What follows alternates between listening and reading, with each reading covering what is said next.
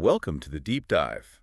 Today, we're hitting the open road, but maybe not just as a driver. Right. We're talking about being the boss, the planner, the hauler, the one chasing the dream, not just driving someone else's truck. Mm-hmm. Building your own thing. Exactly. And if you want to legally earn money hauling loads across state lines, well, there's this crucial permission slip you need. It's called MC Authority. That's the one. And the big news, especially for 2025, is that the rules, they've actually changed.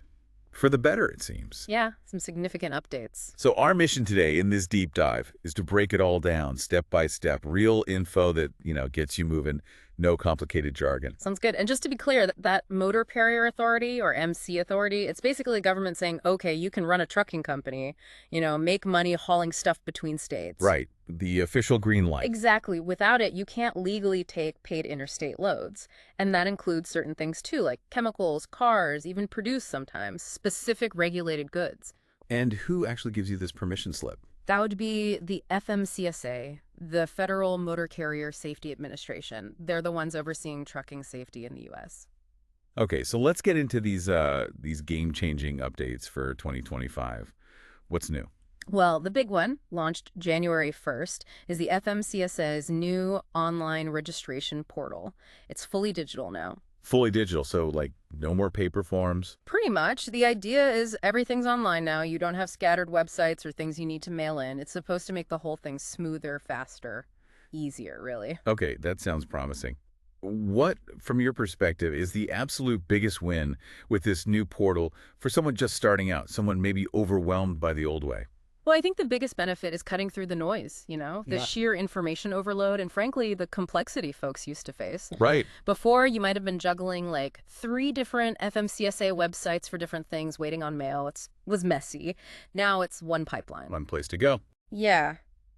It should seriously cut down on delays and those simple paperwork mistakes that could hold things up for ages. It just streamlines the beginning. Okay, and here's something that sounds really big. Yeah. MC numbers. They're going away. That's right. As we knew them, yes. By October 2025, that system is being phased out. So what replaces it? How do they track your authority?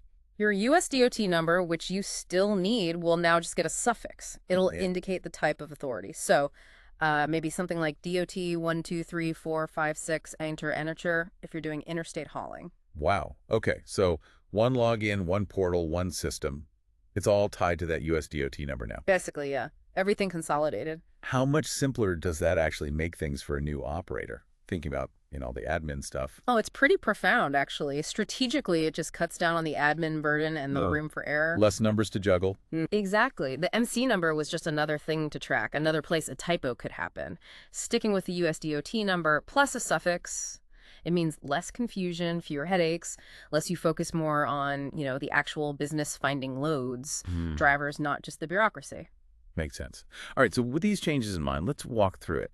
How do you actually get your trucking authority in 2025? Step by step, like building blocks. What's block number 1? Block number 1, absolutely foundational, is setting up your business legally before you even think about applications. Okay, why is that so critical first? Can't you just apply as yourself? Not really for a commercial trucking operation. You need a legal entity. It protects your personal assets, for one. Big reason. Oh, okay. Liability. Right. And it sets up everything for taxes, legal stuff down the road. So you'll want a good, unique business name. Something professional. And the structure. Right. Like LLC, S corp. Yeah. Often an LLC, a limited liability company, is a good starting point for trucking. Offers that protection we mentioned. You register it with your state, usually the Secretary of State's office. Got it. State registration first. And crucially, you need an EIN. Employer Identification Number. Get it from the IRS. It's free on irs.gov. Think of it like your business's social security number. Yeah. You absolutely need this. Okay, business is officially set up. LLC, EIN, registered name, done. What's step 2? Step 2 is applying for your USDOT number. Right, the number that's now becoming even more important. Exactly. It's your company's ID for the road, required for all commercial trucking. And now, with the new portal, you just do it right there online. Through the FMCSA portal. Yep. No fee for the USDOT number itself. And usually it's instant. You just give them basic info trucks, routes, business details. It's like your digital fingerprint for the feds. Okay, USDOT number secured. Then step 3, applying for the operating authority itself, the big one. This is the big one, yeah. What people used to call getting your MC number. This is what actually lets you haul for hire across state lines. Because this one costs, right? It does. There's a $300 fee, and it's non-refundable. Keep that in mind. Okay, $300. And you do this online too. Yes, all through that same FMCSA portal now. You'll need your business info, EIN, details about your vehicles like VINs, weight, and what kind of cargo you plan to haul. General freight, household goods, whatever it is. Got it. And though, I heard something about a 10-day protest period after you submit this. What's that about? Sounds a bit intimidating. Yeah, there is a 10-day window. After your application is posted, other carriers or, well, interested parties could technically object, maybe if they think your operation somehow steps on their toes. Does that happen often? Honestly, it's pretty rare for most new, legitimate companies. It's more of a procedural thing, a safeguard in the system. Usually it just passes without any issue. Okay, that's good to hear. So after the authority application is in, what's step 4? Something called a BOC3. Right, the BOC3 form, designation of agents. It sounds technical, but it's pretty straightforward. What did it do? It basically appoints someone in each state you plan to operate in to receive legal documents for your company, like if you got sued or something. Oh, okay. So you need an agent everywhere. How do you manage that? You don't have to find them yourself. The easiest way, and what almost everyone does, is hire a BOC3 filing service. They handle it all for you. It's usually pretty cheap, like $20 to $50 maybe. Ah, okay. A service handles it, and this is required. Absolutely essential. Your authority won't become active without it being filed. It just ensures you can always be reached legally wherever you might be operating. Makes sense. Okay, step 5. This sounds crucial. Getting trucking insurance. And you said you need proof before the authority is approved. Yes, non-negotiable. The FMCSA will not activate your authority until they see proof of insurance. Wow. Okay. What kind of insurance are we talking? You need primary liability insurance that covers damage or injury to others, and you need cargo insurance that covers the actual stuff you're hauling. Liability and cargo. Yeah. And why is this so tightly linked to the FMCSA approval? Well, what's fascinating here is how it shows the system ensures responsibility from day one.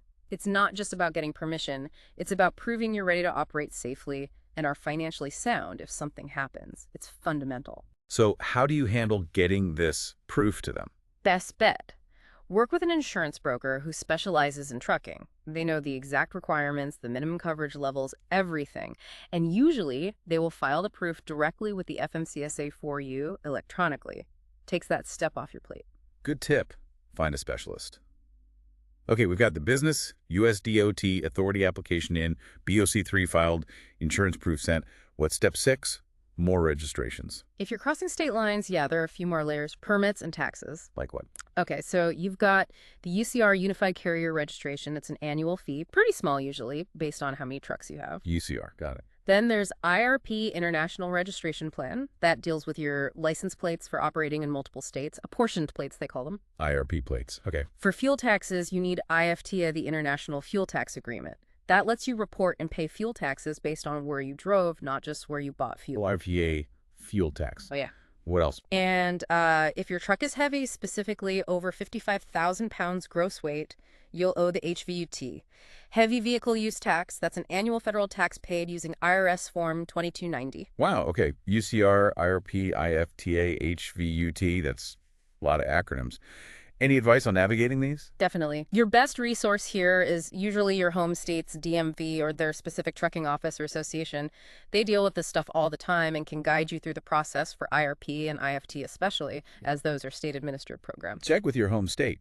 Good advice. All right, almost there. Step 7, drug and alcohol testing program. Who meets this? This is another firm FMCSA requirement. If you, the owner-operator, are driving, or if you hire any drivers who need a CDL, you have to be in a testing program. Even if it's just me driving my own truck? Even if it's just you. It includes pre-employment testing, yes, even for yourself, and ongoing random testing. Okay. How do you manage that? Sounds complicated. The easiest way is to join a consortium or use what's called a TPA, a third-party administrator. They manage the random pool, the testing logistics, the record keeping. Keeps you compliant. It's worth the cost to have them handle it. A consortium or TPA. Okay. And the final step, number 8, preparing for safety audits. Sounds like a test. It kind of is. All new trucking companies face a new entrant safety audit, usually within the first 12 months you're in business. 12 months. What are they looking for? They want to see you have your ducks in a row. Records are key. Driver qualification files, hours of service logs, vehicle maintenance records, inspection reports, proof of your drug testing compliance, your insurance, your BOC3 filing, basically everything we just talked about. So keeping good records from day one is vital. Absolutely paramount. Being organized here isn't just about passing the audit. It avoids huge headaches, potential fines, and really shows you're running a professional, compliant operation. It sets the foundation. That's quite a list of steps. Let's shift to practicalities, time and money. How long does this whole process realistically take from starting the business setup to actually getting the green light? Well, it varies, of course. The USDOT number is usually instant or close to it. The main operating authority application, that typically takes maybe 20 to 25 business days for FMCSA processing. Okay, about a month for that part. Yeah, roughly. Then you need to factor in getting your insurance proof and BOC3 filed quickly. If you're really organized and push things along, you might get everything done in, say, 3 to 6 weeks total, but delays can happen. 3 to 6 weeks if you're on the ball. Okay. And the costs. What kind of budget should someone be thinking about for just getting started, getting the authority? All right, let's break down some estimated costs. The MC Authority application itself, we said, is $300, non-refundable. $300, got it. The BOC3 filing service, usually pretty cheap, maybe $20 to $50. Insurance. Now that's a big one, and it's ongoing. Monthly premiums can easily be $750 to $1,200, sometimes more, especially when you're new. Depends heavily on your operation, driving record, coverage limits. Right. Insurance is a major recurring cost. Definitely. Then the UCR fee for just 1 or 2 trucks is around $99 per year currently. About $100 a year. IRP plates and IFT setup costs. Those really vary by state. You'd need to check locally. It could be a few $100s or more initially. Varies by state. Okay. The HVUT tax, if your truck is over 55,000 pounds, runs from $100 up to $550 per year, depending on the weight. $100 to $550 yearly for heavy trucks. And the drug testing program enrollment, probably looking at $100 to $200 per driver per year, roughly, for consortium fees. Okay. So when you add it all up, it's a significant initial investment, even before you haul your first load. Absolutely. Connecting this to the bigger picture, you need solid financial planning. These aren't just fees or startup costs. Knowing these numbers helps you budget realistically and understand the capital needed. Definitely important to plan for. Okay, as we wrap this up, let's hit some final crucial reminders specifically for 2025. What are the key takeaways? Number 1. Use that new FMCSA portal. It's there to make things faster and, frankly, safer from errors. Embrace the digital process. Use the new portal. Got it. Number 2, remember, MC numbers are phasing out by October 2025. Your ID becomes your USDOT number plus that suffix indicating authority type. No more MC number confusion. Good. 3rd, stay current. This is ongoing. Renew your UCR annually, keep that insurance active without lapses, stay compliant with drug testing, file your IFT and other taxes on time. Don't let things expire. Stay on top of renewals. Makes sense. And 4th, check your status. You can track your application progress online in that new portal. Keep an eye on it. Track it online. Okay, so after all these steps, all the waiting, the costs, Wow. what's the moment look like? What tells you, okay, I'm officially in business? The moment is when the FMCSA sends you your official operating authority letter. It might come electronically now through the portal or by mail, but that letter is your proof. The official letter. That's the green light. That's it. You are now officially a motor carrier, a trucking company owner. And the payoff for all that work, what can you do now? Well, now you can legally get paid to haul freight across state lines. You can start building your own trucking brand, your reputation. Your own company? Exactly. You can hire drivers if you want, grow a fleet eventually, and fundamentally you get to be your own boss out there on the open road. You're steering your own ship, so to speak. Taking control. That sounds like the dream for a lot of folks. It really is. Look, starting a trucking company, it can seem like a really big, overwhelming thing. I get it. It's definitely involved. But honestly, based on what we've discussed, it seems totally doable. And with this new 2025 system rolling out, things sound genuinely smoother, more modern than they used to be. That's the goal, for sure. Streamlining it. So stick to these steps we laid out, stay super organized with your records, and don't be afraid to ask for help from insurance brokers, state agencies, TPAs. Absolutely. Use the resources available. Well, this deep dive has been incredibly informative. Thanks for breaking it all down. Glad to do it. It's an exciting time with these changes. Definitely. This raises an important question, though, for you listening to consider as you start this journey. Beyond just getting the authority, beyond the rules and regs, what might your unique trucking brand actually look like out there? What specific niche, what kind of service could you offer to really make your mark on the open road and build that freedom and success you're aiming for? Something to think about.